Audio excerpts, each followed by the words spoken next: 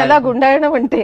याचं कारणच आहे की जर 9 अवतारांमध्ये भगवान बुद्ध आहेत तुमच्या, तर एकाही हिंदूच्या घरात त्याच्या देवघरामध्ये बुद्धाची मूर्ती का नसते?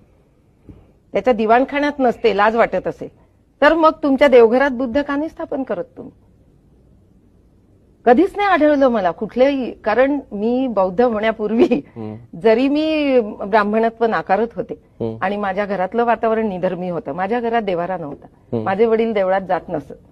आई सुरुवातीला थोडीशी बिचारी जी काही होती भाविक ती पण मग राहिली नाही. तर या सगळ्यामध्ये मला ही एक दृष्टी मिळाली बघायची की हे लोक अवतारांमध्ये सगळ्यांना सामील केलं त्यांनी, जे जे होते. आणि मग बौद्ध तत्वज्ञान आमचंच आहे खरं. बौद्धांचं जे तत्वज्ञान आहे शून्यवादाचं किंवा हे ते शंकराचार्यांनी घेतलेलं आहे 8व्या शतकामध्ये.